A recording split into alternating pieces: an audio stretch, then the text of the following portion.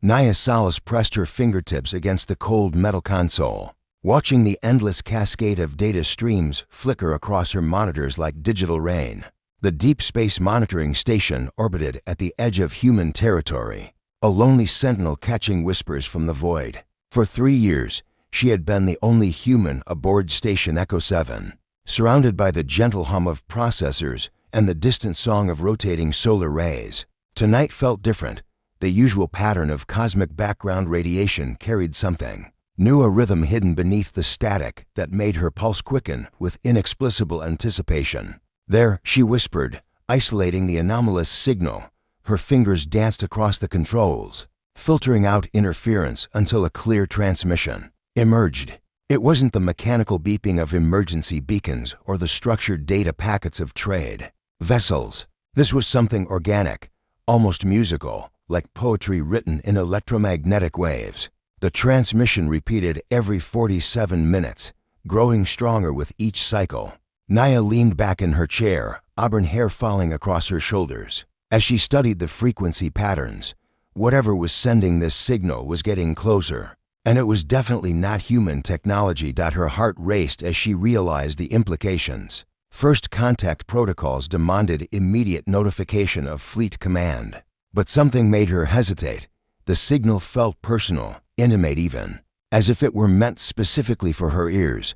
She saved the transmission to her private files and began working on a translation matrix. Hours passed as Naya lost herself in the puzzle. The signal contained layers of meaning, mathematical sequences that described star positions, harmonic frequencies that seemed to paint pictures in her mind, and underneath it all, something that felt unmistakably like longing.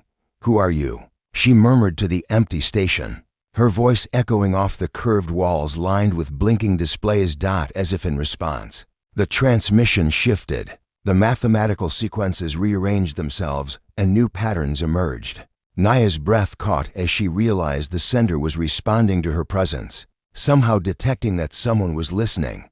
Working feverishly, she cobbled together a basic response using the same harmonic principles she had observed. Her message was simple, a greeting, her name encoded in musical tones, and the universal mathematical constant for pi to demonstrate intelligence. She broadcast her reply and waited, every nerve ending alive with anticipation. The response came within minutes, and Naya nearly fell from her chair. The alien transmission had woven her name into its harmonic structure, creating something beautiful and impossible. Her identity transformed into living music that painted images of distant shores and silver moonlight across her mind. Over the following days, their communication evolved into something resembling conversation. The alien entity, for she had become certain it was an individual rather than a civilization, possessed a poetic sensibility that turned every exchange into art. They spoke of stars as if they were flowers, described space as an ocean of dreams, and shared mathematical concepts through metaphors of wind and water. Naya found herself staying awake longer each shift, reluctant to miss a single transmission. The aliens' messages began arriving more frequently, and she detected what could only be described as affection in the increasingly complex harmonies. Then one night, everything changed. The alien ship appeared on her sensors like a ghost materializing from dreams. It was unlike any vessel in human databases, flowing curves that seemed grown rather than built, surfaces that shimmered with their own inner light, and energy signatures that defied conventional physics. Naya single quotes as hands trembled as she sent a docking request, abandoning all pretense of following protocol. The response came not as radio waves, but as a gentle vibration that resonated through the station's hull, a physical caress that made her skin tingle with warmth.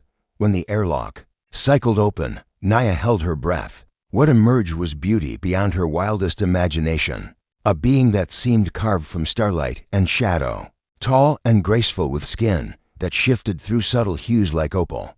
Their features were delicate yet strong, unmistakably alien, yet stirring something deep and primal in her human heart. "Jornthale," the being said, their voice like silver bells caught in a gentle breeze. Somehow, impossibly, they spoke perfect English. "I am the one who has been singing to you across the void." Naya stepped forward, her scientific training warring with emotions she barely recognized.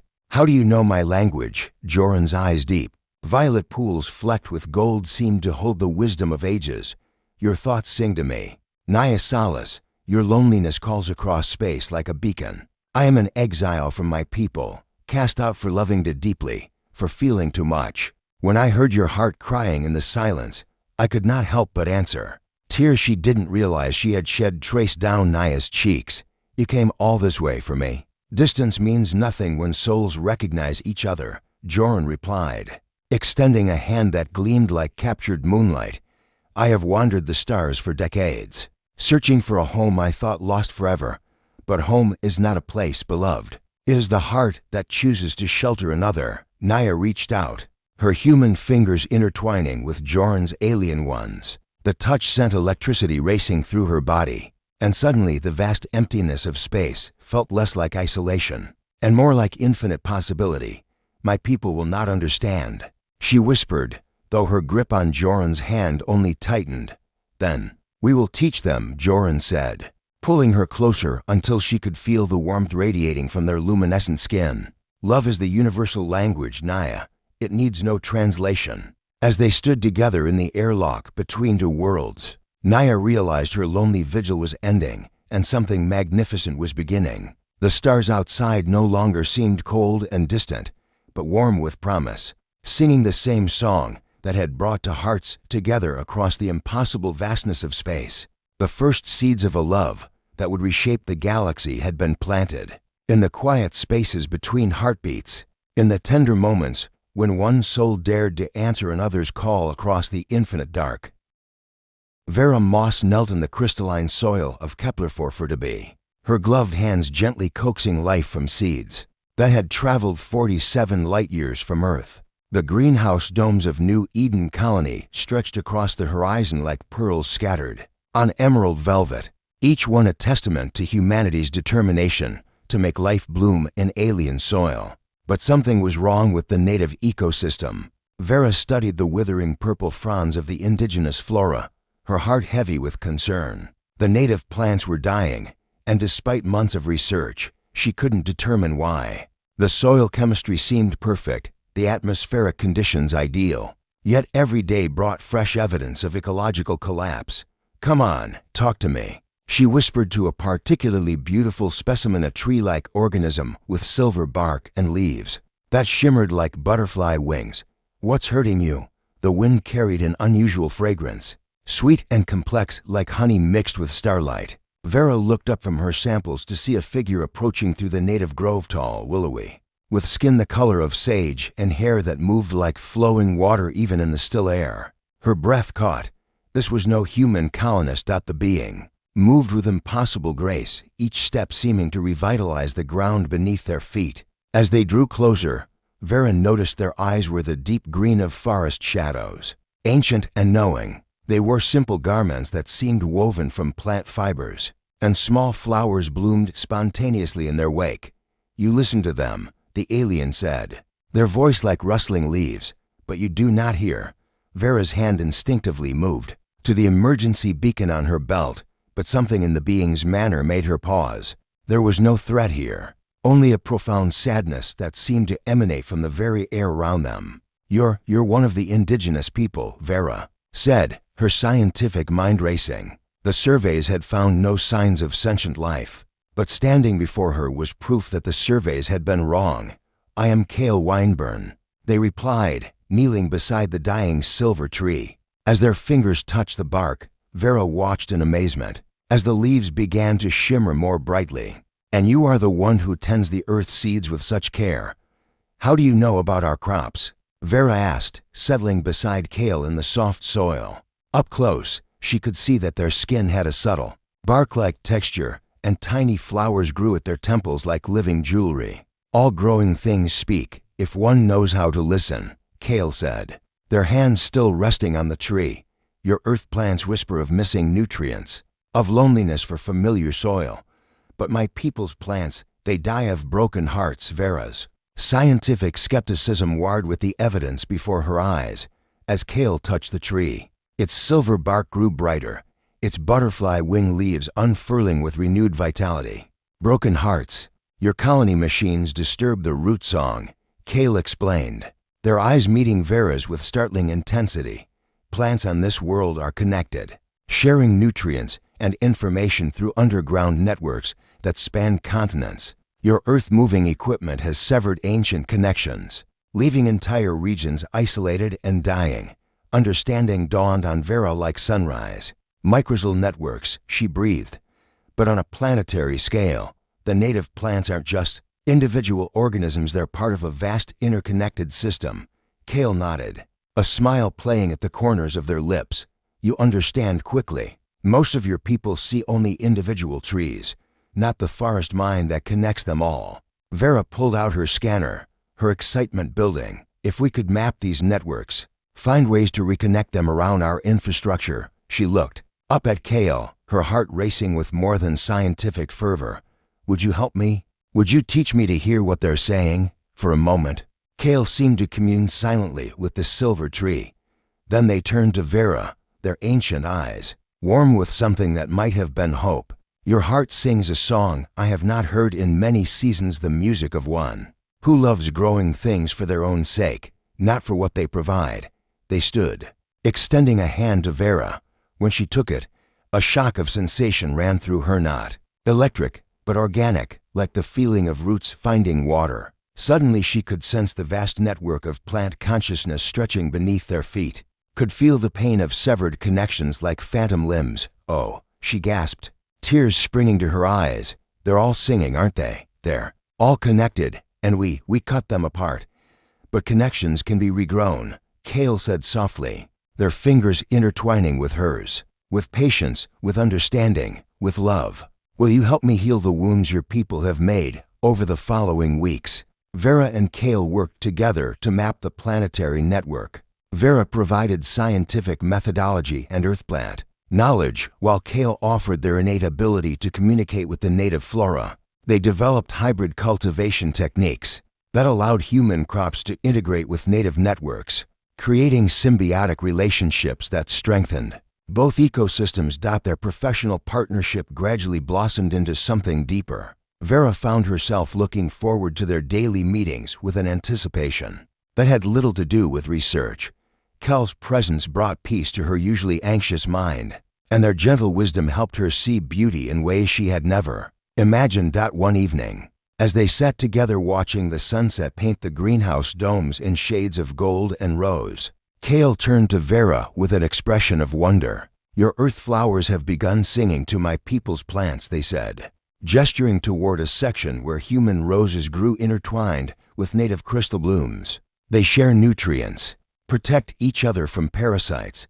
They have formed, what is your word? Friendship. Vera laughed, her heart full of joy. That's exactly the word. And maybe. She reached for Kel's hand, marveling at how perfectly their fingers fit together. Maybe we can too form friendship, or something more. Kel's smile was like watching a flower open to the morning sun. In my language, there is no difference between the love one feels for a garden and the love one feels for a gardener. Both are forms of tending, of nurturing growth. As the first stars appeared in the alien sky, Vera realized that she had found something she hadn't even known she was searching for. Not just scientific discovery, but a love that grew from the very soil of understanding, rooted in respect for life in all its forms. Ren Blackwater's hands were stained with clay and regret as he shaped his latest sculpture. In the dim light of his studio aboard the traveling art colony ship Meridian, the piece was meant to be a memorial, another monument to loss, another attempt to carve meaning from grief. For 2 years since the accident that claimed his partner, Ren had poured his anguish into stone and metal, creating beautiful, hollow things that reflected the emptiness inside him. The sculpture stared back at him with blank eyes, lifeless. Despite his skill, Ren swept his arm across the workbench in frustration, sending tools clattering to the floor of the zero-gravity workshop. Outside the porthole, the stars wheeled in their ancient dance, indifferent to human suffering. Still fighting with the clay, I see. Ren spun toward the voice, his heart hammering. No one should have been able to enter his sealed studio. Standing in the doorway was a figure that made his breath catch, tall and ethereal. with skin that seemed to contain swirling galaxies and hair that moved like liquid silver. Their features were androgynous and beautiful, but it was their eyes that held him captive, deep pools of shifting color that seemed to hold entire worlds. "Who are you?" Ren demanded, though his voice came out as more of a whisper. "How did you get in here?" The being stepped closer, and Ren noticed they cast no shadow. "I am Zara Moonweave, and I entered through the spaces between thoughts, your sculpture. It screams with such beautiful pain. I had to see who could craft agony with such exquisite precision." Zara moved to Ren's abandoned work, their fingers hovering just above the clay surface. To Ren's amazement, the sculpture began to change, not physically, but somehow emotionally. The blank expression gained depth, the rigid posture suggested movement. The lifeless form seemed to breathe with captured sorrow. "What are you doing?" Ren stepped closer, drawn despite his fear. "What are you?" "I am an artist." "Like you," Zara replied, their voice like wind chimes made of starlight. "But where you shape matter, I shape emotion. I weave feelings into visible form, paint with memories and sorrow and joy." As if to demonstrate, Zara gestured toward the empty air beside the sculpture. Colors began to swirl in the space, deep blues of grief, sharp reds of anger, pale yellows of fading hope. The emotions took shape, becoming a translucent figure that danced around Ren's clay memorial, completing it in ways he had never imagined possible. "Impossible," Ren breathed, reaching toward the emotional sculpture. His fingers passed through it, but he felt the grief as if it were his own, the love and loss made tangible. "On my world, we call it soul crafting," Zara explained, their cosmic eyes studying Ren's face with intense curiosity. "But I have never encountered an artist whose work resonates so deeply with pain. Tell me what wounded you so beautifully." Ren found himself speaking before he could stop himself, drawn by something in Zara's presence that demanded honesty. "Marcus, my partner. We were working on a sculpture together when the gravity generator failed. He was crushed by our own creation. I should have died with him." Zara's expression shifted, galaxies swirling faster in their starry skin. "Ah, survivor's guilt wrapped in artistic obsession. No wonder your work sings with such authentic anguish." They moved closer to Ren, close enough that he could smell starlight and ozone. "But grief alone makes poor art. It lacks the counterpoint of joy, the harmony of hope." "I don't have joy anymore," Ren said flatly. "I don't have hope. I only have this." He gestured at his workshop filled with monuments to loss. Zara reached out then, their fingers barely brushing Ren's forehead. Suddenly the studio exploded with color, not visible light, but emotional resonance made manifest. Ren saw his memories with Marcus, but now they were accompanied by swirling representations of their love, golden spirals of laughter, silver threads of shared dreams, warm amber pools of contentment. "You carry more than grief," Zara whispered, their touch sending shivers through Ren's entire being. "You carry love that refuses to die.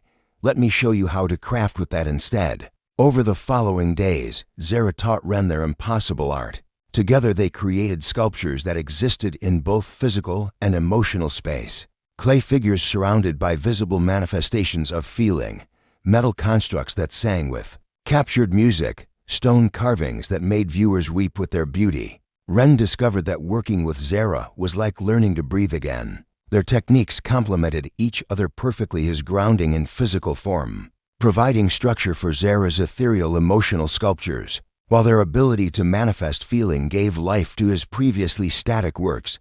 "You're changing me," Ren admitted one night as they worked together on a piece that combined carved marble with swirling emotional auroras. "I haven't felt this alive since Marcus died." Zara paused in their weaving of visible joy, their galactic features, soft with something that might have been affection. "And you are changing me as well. My people live in pure emotion, but you have shown me the beauty of giving feeling solid form. Together we create what neither could achieve alone." Their hands met over the sculpture, Ren's calloused fingers intertwining with Zara's starlight smooth ones. Where they touched, the boundary between physical and emotional art dissolved completely. The marble seemed to breathe. The emotional colors gained weight and substance. "Is this what love feels like when it's made visible?" Ren asked, watching their combined creation pulse with life. Zara's smile was like watching a nebula bloom. Love is the only emotion that exists equally in matter and spirit. Perhaps that is why we were drawn together, two artists seeking to bridge the gap between form and feeling. As they leaned closer, Ren felt the walls he had built around his heart beginning to crumble like poorly fired clay. Marcus would always be part of him, but Zara was showing him that love wasn't finite, it could grow, transform, take new shapes while honoring what came before. When their lips met, the studio erupted in a symphony of color and form, their combined artistic vision creating something unprecedented, a love that could be seen, touched, and felt simultaneously. In that moment, Ren understood that his greatest masterpiece wouldn't be a monument to loss, but a celebration of love's infinite capacity for renewal. The stars outside seemed to sing in harmony with their joined hearts, blessing the union of matter and spirit, grief and joy, human passion and alien artistry, Eretriou. Finn Oceanus had been mining asteroids for 17 years, and in all that time, he had never heard anything but the grinding of drill bits and the hiss of recycled air. The deep void between Mars and Jupiter was a graveyard of rock and ice, a place where silence reigned absolute, and men went slowly mad from the loneliness. His mining ship, the Rusty Maiden, drifted toward asteroid designation XK7745, its hull scarred from countless encounters with debris. Finn checked his oxygen levels out of habit, 3 days of air remaining, enough to strip the valuable metals from this particular rock and make it back to Ceres Station for resupply. He was preparing the mining laser when he heard it. At first, Finn thought something had gone wrong with his equipment. A low, resonant tone seemed to vibrate through the ship's hull, rising and falling like a whale song echoing through ocean depths. He checked every system twice, but everything showed green. The sound was coming from outside, from the void itself. What the hell? Finn muttered, his weathered face creased with confusion. He had heard stories from other miners, tales of space madness, auditory hallucinations brought on by too much time alone. But this felt different, real. The melody, for that's what it was, he realized, grew stronger as he approached the asteroid. Harmonics layered upon each other, creating something hauntingly beautiful that made his chest ache with inexplicable longing. Finn found himself humming along without conscious thought, his rough voice attempting to match the ethereal tones. As the Rusty Maiden's lights illuminated the asteroid's surface, Finn's breath caught. This wasn't rock at all, but some kind of crystalline structure that pulsed with inner light, and moving across its surface with fluid grace was a figure that made his heart stop. She was tall and impossibly elegant, her skin translucent as sea glass, revealing veins that flowed with bioluminescent patterns. Her hair floated around her head like kelp in a gentle current, and when she turned toward his ship, Finn saw eyes like captured starlight. She wore no environmental suit, yet moved freely in the vacuum as if it were her natural element. The song grew louder, more complex, and Finn realized with shock that it was coming from her. Not from her mouth, but from her entire being, every movement, every gesture creating harmonic frequencies that painted pictures in his mind. He saw distant worlds covered in singing crystals, vast migration routes through space marked by musical beacons, civilizations that spoke in symphonies rather than words. Without thinking, Finn activated his external speakers and began to sing. His voice was rough, untrained, scarred by years of recycled air and cheap whiskey, but he poured everything he had into the simple melody. He sang of loneliness and hard work, of the beauty he found in scattered starlight, of the ache that had lived in his chest for so long he'd forgotten it wasn't supposed to be there. The alien woman stopped moving, her luminous eyes fixed on his. Shipper, slowly, carefully, she began to approach, her song shifting to harmonize with his rough vocals. The effect was transcended, his earthbound melody grounded by her ethereal harmonics, her cosmic symphony given weight by his human emotion. When she pressed her palms against the hull of his ship, Finn felt the vibrations through the metal and into his bones. She was asking permission, he realized, requesting entry into his small, cramped world. Finn cycled the airlock with trembling hands, not caring that she wore no protective gear. When the inner door opened, She flowed into his ship like living music, her presence transforming the utilitarian space into something magical. "Stella Voidheart," she said, and her voice was like silver bells caught in solar wind. The words seemed to bypass his ears entirely, resonating directly in his mind through sonic frequencies. Beyond human hearing, "Finn," he managed, his voice rough with emotion. "Finn Oceanus, how are you alive out there? How are you here?" Stella moved closer, and Finn could see that her translucent skin contained swirling patterns of light that pulsed in rhythm with her heartbeat. "My people swim through space as your whales swim through oceans," she explained, her words painting images of vast migrations between star systems. "We sing the stories of the void, carry messages between worlds separated by impossible distances." "And you're alone out here?" Finn asked, recognizing something familiar in her cosmic eyes, the same loneliness that had driven him to the edges of human space. Stella's expression grew sad, her bioluminescent patterns dimming. "I was cast out for singing forbidden songs, melodies that spoke of love between different species, harmonies that dared to dream of connections beyond my own kind. I have wandered the deep currents for many cycles, my voice echoing unheard." In the emptiness, Finn felt his heart break for this beautiful, isolated being. Without thinking, he reached out to touch her face, marveling when his calloused fingers met skin like warm crystal. "Not unheard," he whispered. "I heard you. I've been listening for something like your song my whole life, without knowing it." Stella's eyes widened, her inner light flaring brighter. "You understand music that transcends words." "I understand loneliness," Finn replied simply. "And I understand that some songs are too beautiful to keep locked inside, even if the world isn't ready to hear them." Over the following days, Finn and Stella explored the musical possibilities of their unlikely partnership. She taught him to hear the frequencies that asteroids produced as they tumbled through space, the way solar radiation created complex harmonics when filtered through ice crystals. He showed her the rhythms of human work songs, the way melody could make even the hardest labor bearable.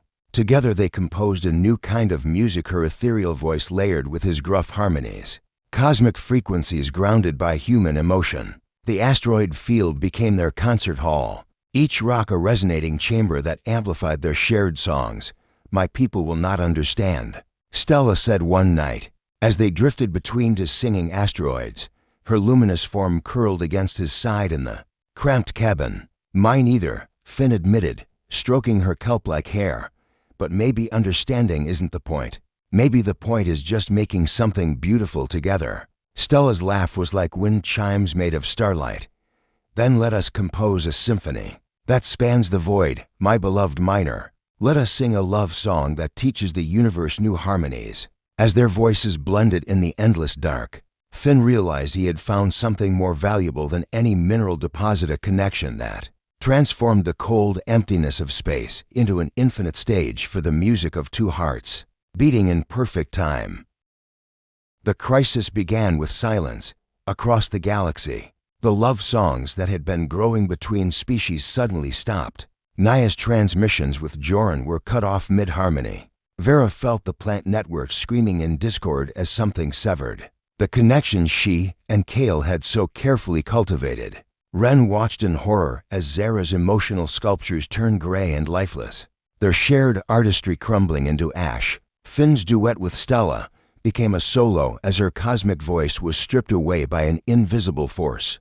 The summons came simultaneously to all four couples, an urgent message that appeared in their dreams, painted in frequencies of fear and desperation. They were needed at the nexus point, a coordinate set at the gravitational center of 3 star systems where something ancient and terrible had awakened. When the ships converged at the designated location, the 8 lovers found themselves facing an entity that defied comprehension. It hung in space like a wound-in reality itself, a writhing mass of darkness that seemed to devour light, sound, and hope with equal hunger around it. The very fabric of spacetime twisted into impossible geometries that hurt to perceive. "The silence bringer," Joran whispered, their opalescent skin pale with terror. "My people have legends. It feeds on connection, devours the bonds between living things." Aboard the hastily assembled command vessel, the four couples gathered in the observation deck, each pair clinging to their partner as they witnessed the cosmic horror before them. The entity pulsed with malevolent intelligence, and with each throb, they felt their own connections weakening. "It's already started," Vera said, her hand trembling as she reached for Kale. Where their fingers touched, there was only numbness where once there had been the warm flow of shared botanical consciousness.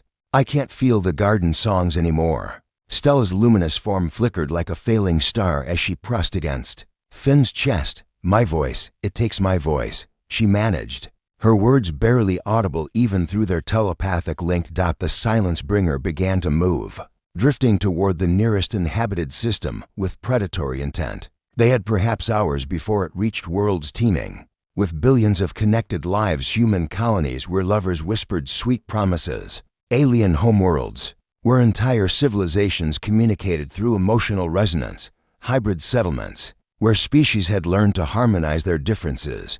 "We have to stop it," Ren said, though his own connection to Zara was fading fast. The emotional sculptures they had created together were crumbling, their shared artistry becoming mere memory. "How do you fight something that destroys connection itself?" Naya asked desperately, trying to reach Joran across an ever-widening gulf of isolation.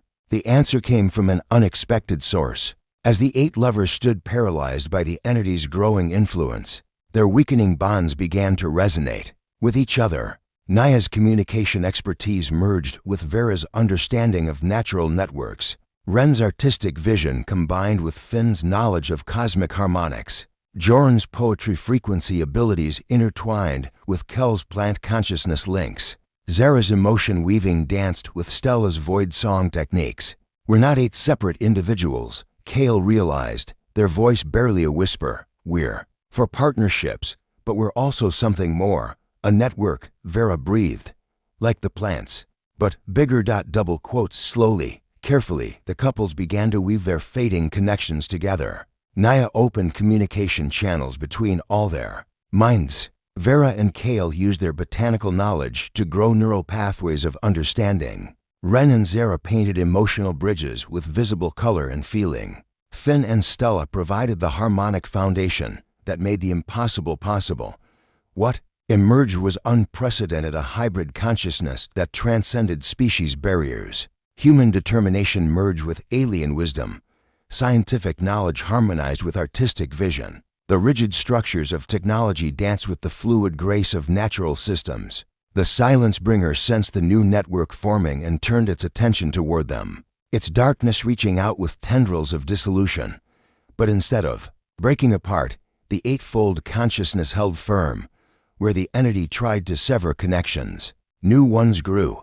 Where it devoured harmony, dissonance created unexpected beauty. Together, Naya's voice spoke through all of them simultaneously. "We are the song it cannot silence."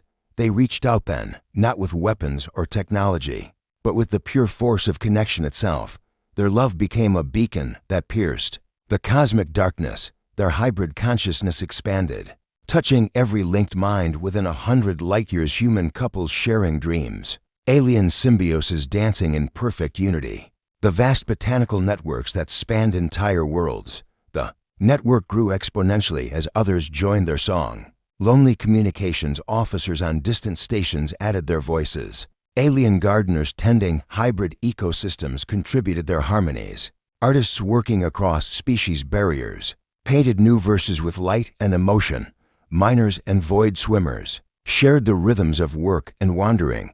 What had begun as 8 lovers became millions, then billions, a galactic chorus of connection that sang with such unified beauty that even the silence bringer stopped its advance for a moment. Entity and network faced each other across the void, ancient hunger meeting newborn hope. Then, impossibly, the darkness began to change. The silence bringer's writhing form stilled, its chaotic geometries resolving into something almost like curiosity. "It's lonely," Stella whispered, her voice somehow reaching across the gulf. "It devours connection because it doesn't know how to create it." The 8 lovers looked at each other with shared understanding. Slowly, gently, they extended their network toward the cosmic entity, not to destroy or contain it, but to offer It's something it had never experienced: willing partnership instead of consumed connection. The Silence Bringer's response shook space itself. Tendrils of darkness touched the edge of their network and suddenly transformed, becoming streams of deep wisdom and ancient memory. The entity had been alone since the universe was young, had known only hunger and isolation. Now, for the first time, it felt the warmth of voluntary belonging. As the crisis passed and the transformed entity drifted peacefully toward the galactic rim to explore its new understanding of connection, the 8 lovers found themselves forever changed. Their individual partnerships remained strong, but they were also part of something larger, a growing network of love that spanned species and star systems. Months later, at a ceremony held simultaneously on a dozen worlds, Naya and Joran, Vera and Kale, Ren and Zara, Finn and Stella stood together as the first ambassadors of a new kind of civilization. Their wedding vows were spoken in human voices and alien frequencies, witnessed by beings of 100 different species who had learned that love was indeed the universal language, that the galaxy would never be silent again.